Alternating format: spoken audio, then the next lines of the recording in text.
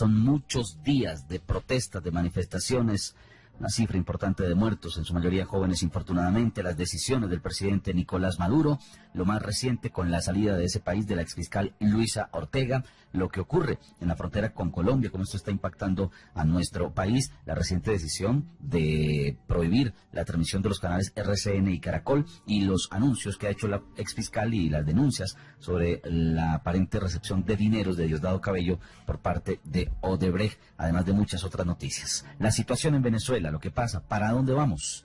El invitado a esta hora es el doctor Ronald Rodríguez, quien es investigador del Observatorio de Venezuela, nos acompaña a esta hora. Doctor Rodríguez, gracias por estar con nosotros, buenos días. Buenos días. Bienvenido, doctor Rodríguez. La situación en Venezuela, ¿por dónde empezar para hablar de lo que ha pasado, de lo que está ocurriendo, de la situación actual, social, política, económica que vive este país?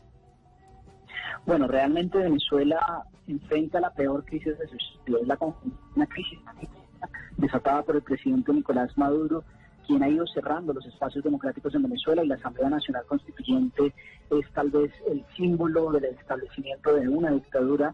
Por otro lado tenemos la crisis económica, una crisis económica que hace de Venezuela el país con los peores registros en la materia, y un Estado que se niega a presentar estas cifras, una inflación que es la inflación más alta del mundo, un desabastecimiento que en algunos productos puede llegar a ser del 80%, incluso del 90%, y una contracción económica, es decir, una disminución de su Producto Interno Bruto, que en este año algunos analistas del tema económico consideran que puede llegar incluso a ser del menos 25%. Y a eso se le suma una crisis en materia de seguridad, haciendo de Venezuela el tercer país más peligroso del mundo, y de su capital, Caracas, la ciudad más peligrosa del mundo por muertes violentas.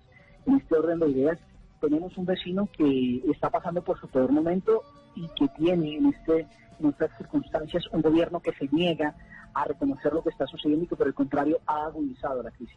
Sí, pero doctor Rodríguez, eso es lo que está pasando, un panorama de alguna manera generalizado, pero ¿en qué momento empezó esta crisis? ¿Qué fue lo que pasó? Si Venezuela era un país que gozaba de una buena economía, un país con buenos recursos, con buenas reservas de petróleo, un país incluso al que buscaron muchos de los colombianos y vivieron allí durante muchos años, ¿en qué momento empezó a escribirse la crisis que tiene a Venezuela sumida en lo que conocemos hoy?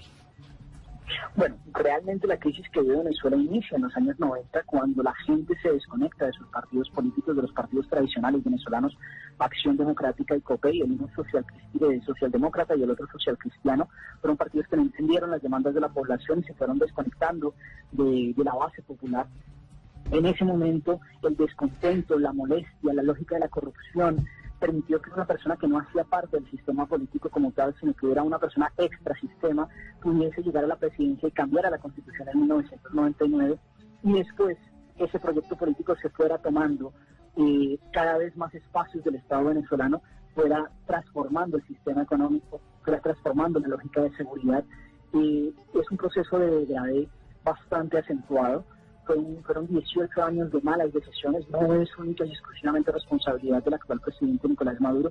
Muchas de las decisiones que hoy tienen a Venezuela en las actuales circunstancias las tomó Hugo Chávez. Por ejemplo, una de las decisiones que hoy hace que el peso, por primera vez en la historia, tenga una valoración muchísimo más alta que el bolívar, fue la decisión que tomó el presidente Hugo Chávez en 2003 de generar una lógica cambiaria en la cual el Estado era la única institución que permitía el cambio de bolívares por dólar.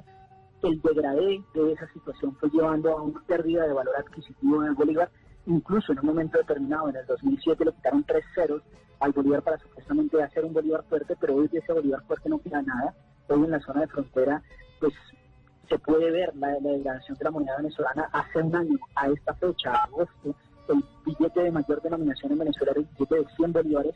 Hoy el billete de mayor denominación es el billete de 20.000 bolívares, o sea, el cambio es absolutamente drástico. No obstante, este billete de 20.000 bolívares hoy vale menos en el mercado colombiano que un billete de 5.000 pesos. Entonces, fue una serie de decisiones que se tomaron hace ya bastante tiempo, pero que no se han rectificado y que lo que han hecho es ir degradando el sistema económico, político y de seguridad de Venezuela. Así que vemos como un país que toma malas decisiones, si no las corrige y si por el contrario persiste en ellas, pues hace que uno de los países más orgullosos del continente, tal vez la tercera economía más valiosa de América Latina, hoy esté convertida en lo que vemos los colombianos, en un país que incluso está haciendo que sus ciudadanos tengan que salir en una diáspora ante la imposibilidad del material de conseguir muchos de los productos de la canasta básica. ¿Hay alguna posibilidad que Nicolás Maduro sea llevado ante un tribunal internacional por lo que está haciendo? Bueno, el otoño de los patriarcas, como la obra de Gabriel García Márquez, ha cambiado. Muy seguramente Nicolás Maduro entiende que él ya se metió en una lógica de dictadura. Muy seguramente aspirará a tener, digamos, ese otoño que llegó a tener en su momento Marcos Pérez Jiménez. Recordemos que él fue el dictador de Venezuela hasta 1958, y él pues tuvo un otoño medianamente dulce porque se fue para España, pudo comprar carros de lujo, daba entrevistas, digamos que fue un otoño dulce. Hoy los dictadores ya no tienen ese otoño.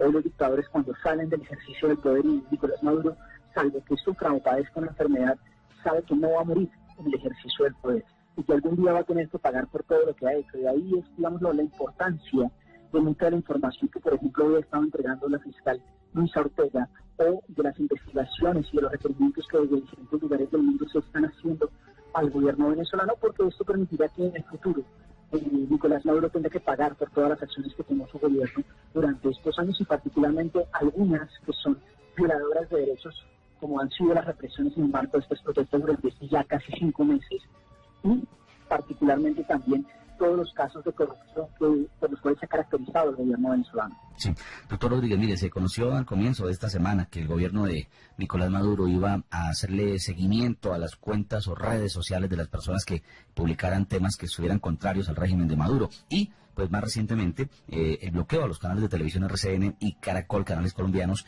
en las plataformas de televisión de ese país. Ante esta clara mordaza, ante esta clara censura a la prensa, ¿qué más se puede esperar después de esto? Bueno, en el tema de libertad de prensa, el caso venezolano es bastante lamentable. Todo, digamos que dentro del marco de lo que eran los derechos de expresión en Venezuela, incluso en momentos álgidos de confrontación entre el sector del oficialismo y el sector opositor, en Venezuela se publicaban cosas muy fuertes en los periódicos, se publicaban cosas que en cualquier otro país pues daban lugar a una seria discusión sobre la libertad de prensa. No obstante, esa libertad de prensa que se llegó a tener en 2002, 2003, hoy poco a poco se ha ido degradando. Primero fue el cierre de RCTV en 2007, que no se le renueva la concesión. Después se hace lo propio con un número de emisoras de radio, sobre todo emisoras que llegaban a los barrios venezolanos. Poco a poco se fue cerrando los espacios a los periódicos opositores. Caso tal vez el Nacional, es uno de los más emblemáticos. El Nacional es como el Tiempo de Colombia, el Nacional que tenía una cobertura en todo el país. No se cierra, pero se le empiezan a poner una serie de multas que hacen que la operación sea muy difícil. Se niega el acceso a las divisas para poder comprar papel periódico, tanto que ha tenido que recurrir a la hermandad de muchos periódicos latinoamericanos que le envían papel para poder seguir publicándose.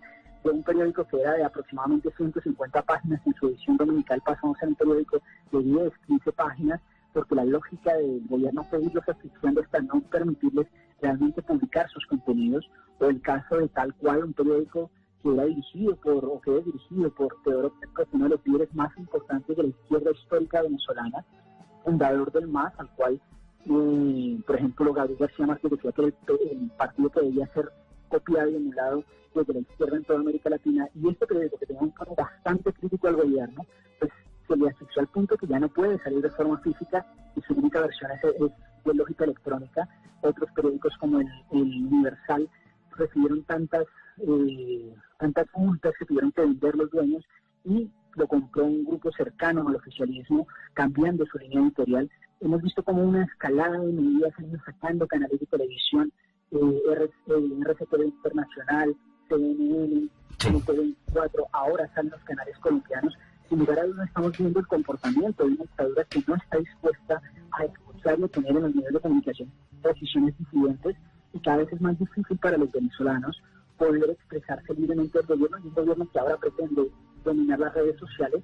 Obviamente pues es el cierre de una dictadura que cada vez busca hacerle perder la esperanza a los venezolanos. No obstante, hoy en día es muy difícil que una dictadura pueda llegar a hacer lo que ellos plantean. Incluso en el corto plazo, cada vez más producciones de carácter, por ejemplo, artístico, están pasando la frontera de la censura en Venezuela. Lo que el gobierno cree que puede ocultar no lo va a poder ocultar. Muchas de las protestas han quedado registradas en documentales. Los artistas venezolanos, los músicos, los teatreros están haciendo obras, contenidos sobre lo que está pasando en este momento y se está compartiendo con la población en todas las localidades. ¿Va a pasar algo? La pregunta que surge en este momento es, ¿va a pasar algo con todas esas declaraciones y revelaciones que está haciendo tanto en Brasil como en Colombia y seguramente a la justicia de los Estados Unidos la destituida fiscal Luisa Ortega?